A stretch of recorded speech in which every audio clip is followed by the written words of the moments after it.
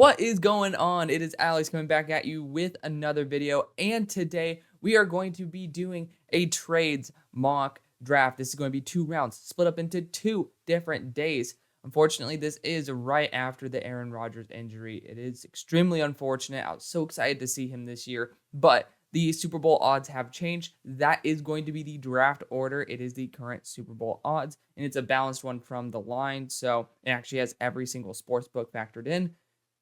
Might as well just do that. So don't get mad at me for it. I'm literally just parroting what the odds are at the moment. This is not my order, but again, it does reflect what the sports books believe in for the teams who will make the Super Bowl. So let's get into this. If you are new, feel free to like, comment, subscribe, join the community. We're trying to get to 10K by the end of the year. We are on a good pace for that, and I hope that we get there. Let's try to do it because the stretch goal is actually to double and to get to 16K by the draft. But let's get 10K first. Starting off with the number 1 overall selection. By the way, guys, this is live. I am not pre-planning this, so let's have some fun here. I'm going to be trading this selection. I actually did this yesterday in my no trades mock draft to the Bears for Caleb Williams. And I'm debating doing the same thing here because I do think that, one, the Cardinals might value 2 first-round picks, and I think they might be able to snag 4 and 7 for Caleb Williams. The Bears, they have a solid enough roster. I don't think that they're that destroyed. I don't think that necessarily the quarterback fixes the situation because of the fact I do believe that they need some retooling in their front office as well, but I can only control what we're doing in the draft here. And Caleb Williams is super duper special. Of course, the Bears could always, just make a move later on, get Shedeur Sanders, and then keep their picks, which is maybe what I'm going to do. I'm looking at a team that could desperately use a lot of infusion of goodies at that quarterback position because it is a very talented team. And that team is the Buccaneers. I'm going to be removing back up with them, going back to the old days because that's usually the team that I like to move up with. I think Arizona is going to be fine because they have the number 2 overall selection. And for this, I will be trading the 1 and 2 and then a 1. And I'm going to assume I'm going to trade another 1 in future years as well. The fact that this trade only has a 66% chance of being accepted is absolutely ludicrous. I'm going to literally just say we are tossing in another player, another whatever. It's not going to affect this mock draft, so feel free to calculate that in your own minds. Again, the only things that will affect this, so sorry, Tampa Bay, you're not going to get another pick in this, is going to be this 8 and 40. So we are going to be forcing this trade through, and Tampa Bay has moved up to number 1 to select Caleb Williams. We're back on track with the normal mock draft, and at pick number 2, I think the smart thing to do is just to go Marvin Harrison Jr. I'm going to believe in Kyler Murray. The money is too difficult to move off of. That's why I traded out of number 1. Is $90 million dead cap, and K1 is a very, very good quarterback. We forget about it because he's just not on the field 100% of the time. But this guy is a superstar. He was 2 years ago my pick for MVP. He has that level of talent. I don't think we should be giving up on him. Granted, Caleb Williams is going to be cheaper, but again, you have to give up $90 million dead cap. So that's really super duper tough. And you just got pretty much 3 first-round picks plus multiple other picks on a team that does kind of need pieces here and there. So we're going to be going Marvin Harrison Jr. at this selection. I think Michael Wilson could try to develop into your number 1, but I'm not going to put my money down on it. I'm going to put my money down that Marvin Harrison Jr. could definitely do that. After seeing Garrett Wilson do a crazy catch like that, because Garrett Wilson was the second highest graded wide receiver now behind Marvin Harrison Jr. that I've ever graded. And because, I fell in love with Garrett Wilson. That guy's a freaking monster. Beside the point, I think Marvin Harrison Jr., you see the value of a guy who can actually make the play rather than having to rely on the quarterback to make the play and then them just finishing the play. Marvin Harrison Jr. is one of those guys who can make the play. Pick number 3 for the Colts. I'm debating trading out of this spot as well. Granted, there's not really a player who I think garners enough attention besides the tackles here. There are kind of 2 primary offensive tackles in this class that are the creme de la creme, and that's Olu Fashanu, as well as Joe Alt. If you guys are following mock drafts, you guys have heard that plenty of times, so I don't need to explain that too much to you. Teams that would be looking for an offensive tackle, I can see the Commanders being a little bit hungry, but this is way too expensive to move up for an offensive tackle in a class that you can get pretty good value. You just don't get a guaranteed starter right away by sitting there at 10 compared to the way that Olu and Joe are going to be guaranteed probably 10-year starters. You could see the Titans. I don't fully believe in Andre Dillard. I'd be perfectly open to moving up for a top tier tackle here because I think the Bears are going to be merchants and they're going to be snagging these offensive tackles because, Braxton did not look good. So, you know what? That's exactly what we're going to do. We're going to do an in-division trade here. I don't think the Colts are going to be too pissy about it because of the fact it's a tackle. They're not going to be radically changing their roster. I think that part of this negotiation is going to be the trust that they're not going to take a QB. And I honestly, if they take Drake May, I'd be perfectly fine with it too. This is in division, but we've seen now plenty of in-division trades in the draft. And the Colts are going to be probably wanting a third-round pick plus maybe a third next year or second next year. You guys can, again, haggle that. I'm not going to be trading 5 and 37 to move up to 3.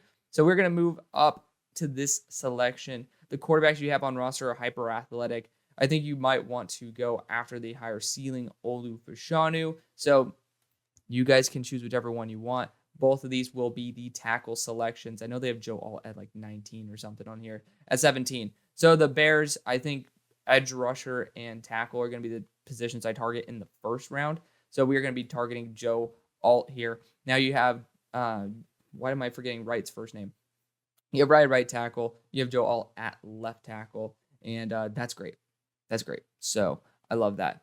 Pretty sure his name's Wright. Why am I forgetting? He's my number one tackle or number one right tackle last year. I'm tripping. But regardless, you got 2 stud offensive tackles here. Braxton Jones. He is kind of proving my worst fear that he was more of a one-year wonder. Does that mean he can't bounce back? No. But if you guys are in this position, I think you guys would be open to a QB. Just going to put it out there. And again, this is assuming the sports books are correct and you guys have the number 4 and number 7 pick. I think Joe Alt is that guy you secure right away because it's a deeper quarterback class. But regardless, at pick number 5, I'm looking at guys like Jared Verse to really help out this edge rushing group. Granted, Kwity Paye took a big step up, and that's awesome. You guys do kind of need an extra weapon that you guys probably could continue moving back to select, but I'm going to do the smart thing. I'm going to go after Kool-Aid McKinstry here, the top defensive back in the class. Super well balanced as well, and he just naturally knows how to play man coverage and use physicality without being over grabby. I do appreciate that, even though the best corners in the NFL now are really grabby. I think that he's going to be a perfectly fine option there for y'all because you need the help. You really do. At pick number 6 for the Raiders, if you guys are here, you would certainly be considering a quarterback like Drake May. I don't think that's a bad option whatsoever. I'm not a huge Drake May guy. I have plenty of videos explaining that, so feel free to check those out. It's not my quarterbacks video because that was before I watched more and more and more of Drake. And the more I watched, the less I liked, unfortunately. And even though I did actually just poo-poo on to stick him for, not doing too well against App State. App State is a pretty solid team. You got to throw more than 200 yards, though, if you want to be considered a top prospect in the NFL draft. It was double overtime, 200 yards passing. Not great. Not great. I know there are other Drake May haters. I don't like using that term because, again, as a person, I can't hate Drake May. I don't know him. But as a prospect, the value he's getting is nowhere near where it should be. But Drake May could definitely be the selection. I like to blend realism with my board, and people are doing their thing with Drake May, and they just certainly love him to death. This certainly could be it. I'm going to give Aiden O'Connell a shot, though. I'm going to. And I'm going to bolster that secondary with Kalen King. I think Aiden O'Connell has deserved it. So, Bears, do we go back to UNC for a guy I don't believe in Drake May? I don't think so. We're not going to do that. We're going to see if there's another team that's looking for a quarterback. Because this is such a deep class, there might not be a huge push for this quarterback position. Like, you very well might not see the quarterbacks go off as early as you expect. Maybe there might be a run later on in the mid rounds because I'm seeing some teams that could definitely use it. But yeah, I doubt it at this point. I can see the Broncos being a primary candidate. This is a good spot. That's a really good spot for the Bears to move back to. Other teams of note, you could say Washington. I don't think they're going to go back to UNC for a quarterback that I think is worse. Minnesota could be like, you could trade in division if you don't believe in the quarterbacks, but we're going to say that they actually end up kind of coming empty here, empty-handed. And oh well, you get Jared Verse. Whoop-de-doo.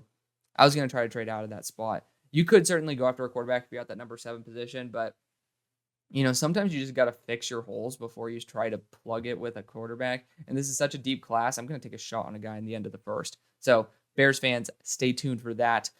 Pick number 8, the Arizona Cardinals traded back with the Tampa Bay Buccaneers. It could even get Drake May at this point. You could. It is ludicrous that Drake May is falling, but again, good players fall in the draft.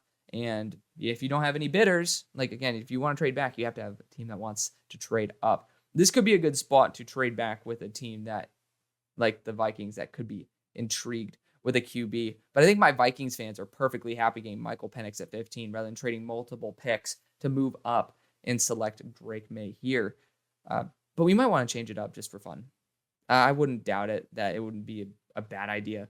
To be fair, I think a team that could really use Drake May very well is the Seahawks. They're good with quarterbacks on the move. I love Drake May's playmaking ability. His high-level throws are incredible. And, it's kind of the better version of Drew Lock. He has a strong enough arm. I think he needs to work on his mechanics quite a bit. But we've seen the progression of Geno Smith over in Seattle. So you can definitely tell that his mechanics improved. I would love to take a shot on Drake May here. So we're actually, for fuck's sake, I keep forgetting they're in the same division. That's such a good fit. Such a good fit. We are not going to be selecting that. We're actually going to be Brock Bowers is here too. What's a team that could use Brock Bowers? Screw it. We're going up with the Patriots. Patriots are going to be selecting Brock Bowers. There we go. I'm done trying. We're just going up with the Patriots. And for this, okay, there we go. For this, we are actually going to be doing a similar tactic. We're going to be going for the future picks because look how many damn picks we have here. Why do we need this many? We're going to get a future second with the trade to New England. If you want to toss in more picks, you can do whatever you want. But Brock Bowers is going to be the selection. Offensive tackle should be the move for Bill, but, it seemed like he has not perfectly valued it. They've had plenty of opportunities, even for guys like DeJuan Jones, Wanya Morris, etc., in the draft, and they didn't really go that route. So I think he's going to be going more for the free agency / being able to pick up the value aspect because they're doing a good enough job piecing it together. I think getting guys like Brock Bowers who could be super weapons, not going to be something Patriots fans complain about, but the Cardinals also continue to snag pick upon pick upon pick. Washington at this point, this is where we are going to trade to the Seattle Seahawks, who are going to be moving up here. Now, this might require this second round pick. I'm forgetting off the top of my head, but we are going to, for the sake of the mock draft, do a similar trade to like New Orleans. Pretty sure when they ended up trading up, actually, I think funnily enough, with Washington, they ended up giving a similar draft package to this. So this is what we are going to do. We're going to force this through. You guys can, again, fiddle around with all that. Drake May ends up going to Seattle. I think that's just the smart move for the team. If Drake May is there, this is a system that works really well with him. And you could say, we'd go Shadur Sanders here at pick 17. I can guarantee you, if Shadur's sitting here at like 14, I'm going to be moving up with another team for him. I'm just, you guys know how much of a fan I was of Shadur. You can even check out that QB video and end up seeing where Shadur was on there, which is number 5. So spoiler alert. But Rams performing way better than I expected. Honestly, Stafford looks a lot healthier than I give him credit. So you could end up going after the offensive line here. Amarius Mims would be a very fine option. Also steals him away from quite a few other teams that might be looking for a left/right tackle. And it's not a bad idea. I think Amarius Mims should be the pick here. Other guys of note, you could always go after an edge rusher. We still have Dallas Turner on the board, who would be a very fine addition to this team. Braylon Trice as well, even though Braylon's been not necessarily the most productive guy on planet Earth. The Rams seem to be pretty perfectly happy snagging weapons down the board. I think that where they're going to need to value, and they actually did it last year, is with their first pick. They went offensive line. So we are going to go Amarius Mims here out of Georgia. So we're going to be getting extra protection for Stafford, for whoever the hell it is. Also, he protected Stetson Bennett in the championship. So who knows? Got that cool connection right there. Pick number 11, New York. Hey, y'all need some. Y'all need something. It's going to be Keon Coleman or else it's going to be Emeka Ibuka. It's one of the two. I think Keon Coleman's better built to be an X wide receiver. Emeka is I think Emeka has more talent. That's so tough to say. Both of them are incredible. I don't want to compare the two and say one is better than the other. Both of them have extreme talent. I think Emeka fits a different role. And I want to be able to secure that X receiver role. So we're going to be going Keon Coleman here out of Florida State. Pick number 12. Should we just end up going Emeka Ibuka and just saying, screw it? We added like 3 first-round picks in like multiple seconds and just go after Emeka and Marvin? No. I want to, but no. So at this spot, getting extra help in that DB room would be super duper nice. Nobody's worth it. This is just a tough spot for Arizona. I don't think that they're in a very good situation if they do move out of the top 10, even though we've gotten so many picks. Like, this is another spot where I very well might continue trading down. Linebackers looking good. Defensive interior is a spot I would like to target. And you have 3 really good options here. And looking at the teams, I'm not going to see these guys going off the board until probably 22 is where I start feeling uncomfortable because y'all know my affinity with the Chargers and taking interior defensive linemen. But I might just trade down again. I might. Like, there's some offensive tackles still on the board. I'm primarily highlighting Kingsley Sua-Mataea here. Taliese Fuaga is a beast. I don't think that teams are going to be as high on him as I am, just because nobody on planet Earth has talked about him. But you know what? I think that's fine. They're not going to continue trading back. Chris Jenkins is going to ascend in the draft. This dude is 305 pounds after being 285 last year. Still a freaking beast. He played the run in very, very well at a lighter weight, so I can't imagine him playing worse at a heavier weight. And then he had just such good polish as a pass rusher. Even though he didn't have a high pressure rate, I think it was in the 9 or 10% range, he still just knew what he was doing. He had all of the tools that you need. But the thing is, he used it very well. Just because he didn't generate pressure doesn't mean he didn't impact the play. That's just PFF being PFF. Pick number 13. Oh, Steelers. All right. Well, this is what we're going to need. Offensive tackle. We're going to need corner. We're going to probably need some linebacker help. Do I think the linebackers are good enough to select here? No. I think that and this is not a great class for linebackers. I think the edge rushing room is fine. Defensive interior, I'm starting to be on board with y'all about that. Keanu Benton showed out, but, I don't know how much longer Cam has. And we do like to have a good rotation of dudes. Now, looking at it, this is a deep defensive interior class. I think we can wait.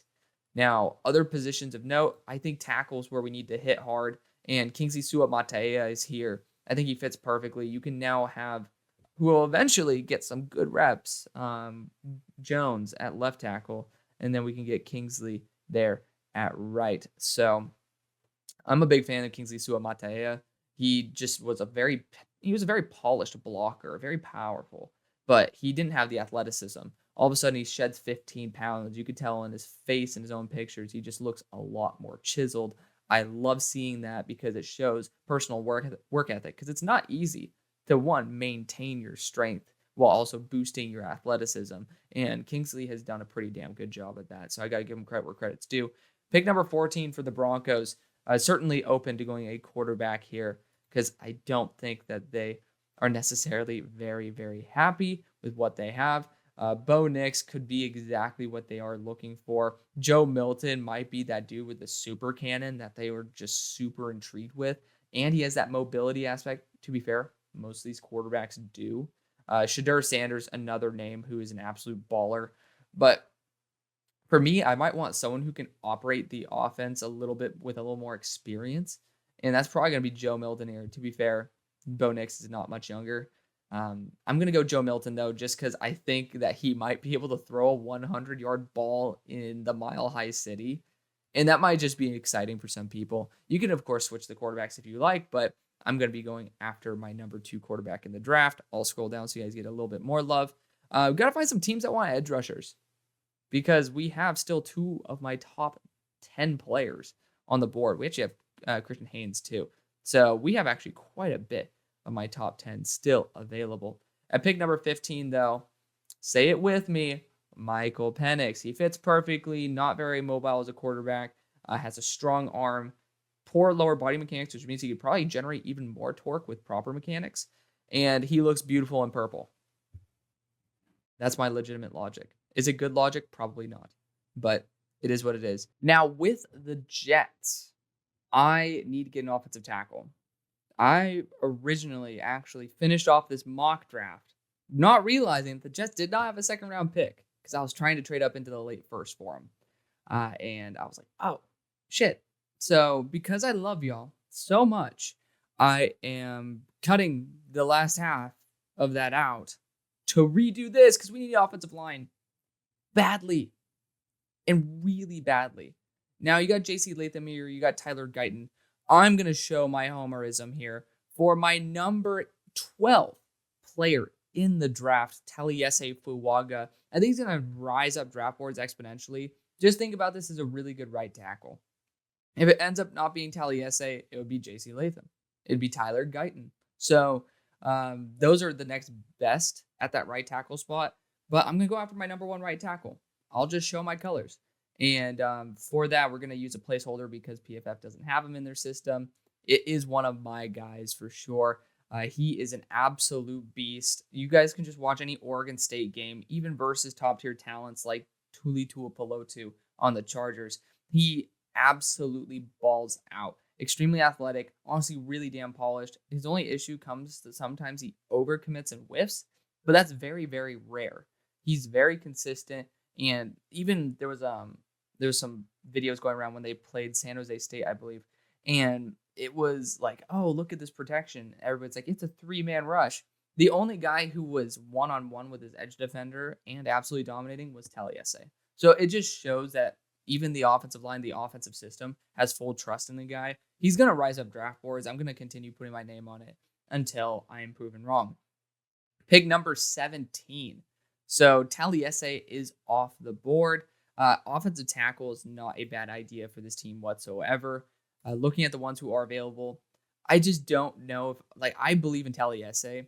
There is a significant drop before the next one. Tyler Guyton's my next favorite guy, even though I think JC would be the next target. I personally would spend money in free agency or just try to snipe one down the board because I don't know if Chase Young's going to be here next year. Braylon Trice, especially if he ends up picking up his game, is going to end up being an absolute steal at this point. So he is 270 pounds. He's a really good athlete. He had a 31 or 33% pressure rate last year. This guy's an absolute beast and can do it all. So big respect to Braylon. He's going to be a great fit. This is my favorite pick of the draft. Shedeur Sanders. I think that Shedeur comps to this offense significantly better than probably any quarterback. If the Falcons were in the top 10, I would still consider Shedeur for the squad. And I'm not a guy who's hopping on the hype train. Check out my quarterback video, top 15, from literally 4 months ago. Yes, I had Drake May as my number 2, so things have changed. But the one thing that didn't is where Shedeur was on my board. And he's been at number 5 this whole time. So, I believed in him since his Jackson State days. I watched his spring game, really fell in love with his play. Technically, he graded higher than Drake May at that time, too. But I wanted to pump the brakes. Eventually, I ended up regrading my scale or adjusting my scale, and he and Drake May are actually tied. Same thing with Quinn Ewers, but let's not talk about that. Shedeur Sanders is an excellent quarterback, and he's not just a gadget playmaker. This guy's a legitimate quarterback. So I have a lot of respect for Shedeur. Would love to see the Sanders name back in ATL. Pick number 19. So Packers, we are going to be going a quarterback for you guys. Joking. Jordan Love looked good. He might have gotten a 60.8 PFF grade, but we all know we can't trust that. Well, crap. Guy who I think would be an excellent fit, and I've been taking him quite a bit to this team, is Cooper DeJean, because If he ends up working as a corner, awesome. He's been working really well as a slot corner, which is kind of like him being a safety. So I think that me saying he should be probably more of that safety role, I think I was starting to agree with that. So shout out to my resident Iowa fan who ends up talking about Cooper DeJean and giving me updates. So good for that. He's going to be an excellent addition, whether he's a safety or a inside corner, pretty much just like a box linebacker or a safety. But again, we'll leave it as is. Pick number 20. This is going to be Emeka Egbuka because he shouldn't be on the board. Is what it is. Good players fall. Emeka is like, again, you guys see where I have Emeka on my board, number 14. It's just, who needs a wide receiver in this room? Like, they need a tackle. They don't need a wide receiver. They could go after one, but they're probably going to be looking for a QB in the future. And Steelers could be in the market, but they're probably going to want to boost the offensive line, especially after Kenny got yacked on his head. So, there's just good players fall, not because their talent is not good, but some teams just want other positions. You could have seen even the Packers snag Emeka, but they don't need to. And Cooper DeJean was a massive increase to their talent level compared to Emeka. Pick number 21, bulky, loves athletic offensive lineman. Christian Haynes, my number 10 player in the draft. Might as well get him off the board ASAP. Number 22, defensive interior, is the route I always go for the Chargers, especially when you have two top-tier interior defensive linemen in Jerzon Newton and Leonard Taylor. Leonard Taylor has the higher ceiling, but Jerzon is far more consistent, and his ceiling is pretty damn high too. So very excited because against Kansas, he ended up balling out. And you could see he's almost as fast as Jalen Daniels, who is an extremely athletic quarterback. Just, you don't find many guys like Jerzon Newton, nor Leonard Taylor for that matter. But to change things up, because I think I usually go Leonard Taylor, we're going to go Jerzon Newton. Pick number 23. So wide receiver, I always go interior defensive line, but changing things up, I think wide receiver is a good move. Ended up doing this in the half that I cut out. So that's why I'm like really starting to get some momentum through some of these picks, is because I've already thought them out. Johnny Wilson out of Florida State. Get this guy on a jugs machine because the drops are the only issue he's ever really had. He's probably going to run 4.52. Like, that's my suggested time for him, 4.53. And that's really good for a guy who's 6'7" and 240 pounds. The Texans could certainly use that because just, you could use a contested catch that too. I think he's as good as Keon Coleman in that aspect. He has a little bit more refinement in terms of his release package. He's just a better receiver, in my opinion, than Keon Coleman until it comes to the drops. So that's probably one of the reasons he'll slip, because, again, that's my number 3 player in the draft that ended up going here at 23. Pick number 24, we're going to go Leonard Taylor. Now, I had some struggle debating on what I was going to do for the Ravens, but defensive interior is something they, one, extremely value, but two, they don't really have a supreme presence there. I think corner would be a good option for them, but I always go corner. And this is a team that could snipe guys down the board. They have been, leading on that 3rd round selection for this draft. Probably going to be the 2nd when I draft one. But Leonard Taylor, just his upside is too good.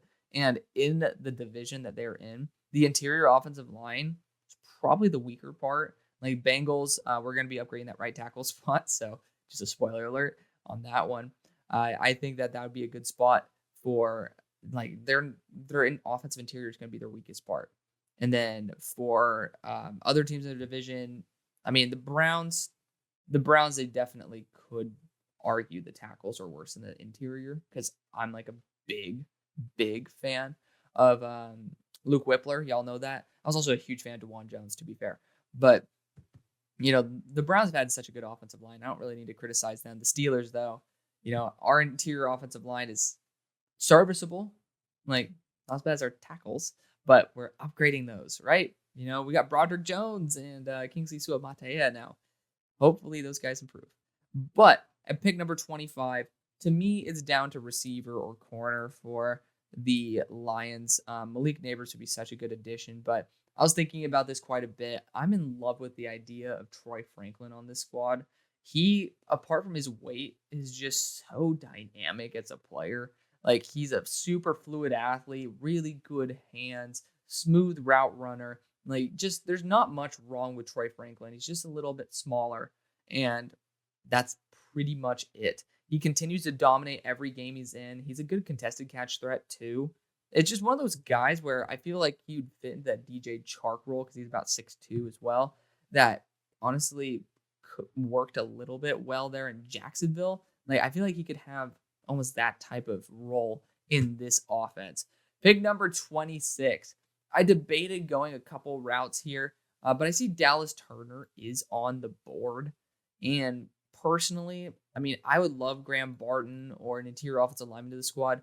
I'm not seeing many teams that would be over the moon about going interior offensive line. So I'm going to trade out of this spot. And a team I just fell in love with coming up to the spot is the Houston Texans. We're going to be trading a third rounder next year to move up. It might not even take that, but again, not going to affect this mock draft because I am getting my number 5 player in the draft. So you guys got my number 3 and number 5 player in Dallas Turner, pairing back up with Will Anderson. So, it's cool. I don't think you need the help on the edge rushing room the way that maybe I just emphasized by moving up in the draft, but getting that instant chemistry, and you already know you love Will Anderson. Dallas Turner, you get him for essentially a future third. Not a bad deal. Not a bad deal. Yes, and you spent the other pick, but you have to give up an extra third round pick for him. I think it's totally worth it because also I kind of want to get the top guys off my board, but that's instant chemistry, top tier talent, and he could even move to linebacker if you need him to. And like worst case scenario, saying we have no linebackers, Dallas Turner is really good in coverage too. Pick number 27. So I'm heavily looking at the offensive tackles here. J.C. Latham, Tyler Guyton. I think J.C. will go before Tyler Guyton. And as a Steelers fan, I'm going to give the Bengals the worst tackle in my opinion, but the better tackle in the consensus. So there you go. It really doesn't matter. Pick number 28. I'm going to be going after a corner here. And because I don't think that Stephon Gilmore is going to be here in a couple of years, I think he's pretty sure he's on a 1-year contract at the moment. So he'll probably reinstate that. I think it's down to Jason Marshall and Denzel Burke. I don't think you can go wrong with either of them. Like, you can't. So I'm going to go Denzel Burke. I ended up going Jason Marshall in my last one, but, I'm going to go Denzel Burke here because, I just love the talent level. He's going to get a little bit healthier. He needs a little bit more polish. That's pretty much exactly what you're going to get while sitting behind 2 all-pro level corners. Pick number 29. This is going to be Tyler Guyton out of Oklahoma. Absolute monstrosity, 6'7", 320 pounds, pretty sure. And he's a freak of nature. I'm pretty sure we can click on their name too. Of course not. Thanks, BFF. But Tyler Guyton, man, he just has so much talent, so much untapped talent. I'm very excited to see what he's going to do in the NFL. The Niners, see, this is the one pick because this was Taliesin Fuaga when I redid this mock draft, but I had to show some love for the Jets who didn't have any second round pick. But at pick number 30, I think safety with Cameron Kinchens. You can't go wrong with that. Graham Barton as a right guard as well would not be a bad choice by any stretch. But, I mean, how can you say no to these monsters at safety? I mean, Cameron Kinchens times freaking Talanoa Hufanga. Are you kidding me? Like, this team's already good enough in their secondary somehow, some way. Don't ask me how, but they are. Now you get Cameron Kinchens as well. That's a legitimate potential all-time defense right there. Pick number 31 for the Eagles. Graham Barton could just continue grabbing interior offensive linemen at this point, but a right tackle would have been the best move. You guys don't have any. I think Taliesin could be eventually an Eagles pick. Stoutland, like if he's there in the second, I could totally see them being like, screw it, let's get a right tackle in the future. Other positions of note, I think getting boundary corners, never a bad idea. And you have Kamari Lassiter here, who's a Georgia corner. I might be willing to trade out of the first round pick because we also know how he loves to get his picks back. Might have a trade backup here with the Dolphins to get Graham Barton because, again, he's available. But Bo Nix is on the board, and I want to take him. I want a team that needs a QB to potentially come up here and take him. And there's a great team right here in the Raiders that, like, you guys are going to be feasting right now. You guys are feasting. Raiders are going to be moving up here. Where the hell are they? Las Vegas Raiders. And for this range, I do believe it might take that third round pick as well. But because the Eagles are very good in terms of getting future capital, we're going to actually do that little triangle move right there feel free to do whatever you want. It's not going to change anything. But this is going to be Bo Nix, who I have as my number 24 player in the class. So there you go. You get that QB tax right there as well. Bo Nix times Kalen King, two top tier players going to help out the Raiders in two areas they desperately need it. Pick number 32 for KC. I would debate moving out of this spot as well because you do have Quinn Ewers here. And I think he's the last QB that I would consider in the first round. A lot of people like Riley Leonard. I don't think he has a strong enough arm. He's not a bad quarterback by any stretch. He is a top 10 quarterback on my board. But again, we're going to leave that as is. If they wanted to move back, like there's not many teams that would be moving up for a QB at this point. That's the big issue is you have to find bidders to move up for a QB. And the Dolphins, there you go. You could even see like a one pick swap if Arizona just says, screw it, we want to develop Quinn Ewers. They're not going to do that. If you wanted to do that, you would have went after Caleb Williams at 1. Other teams that could be intrigued with a QB here, though, you could see New Orleans being in the market. Not many teams, actually. We've already taken the quarterback to the majority of the teams that could be interested. I would say Washington wouldn't be an awful idea to move up. But you know what? For the sake of fun, we're not going to do it. We're not going to do it. We'll end this off the right way. We're going to go Malik Neighbors. He's exactly the style of wide receiver that I would want for the KC Chiefs. Really good after the catch, really good speed, and just needs to work on his route running ability. His hands are pretty damn solid as well. Don't have an issue with that, which, yeah, that's going to be pretty highly valued there for Kansas City. So even though he's not very high on my board, he's exactly the type of receiver I would want to be in this system. So that's why, again, one board is definitely not the end all be all. It really depends on what a team values. So that is going to be the video. Thank you so much for watching. See you on the far side. Peace.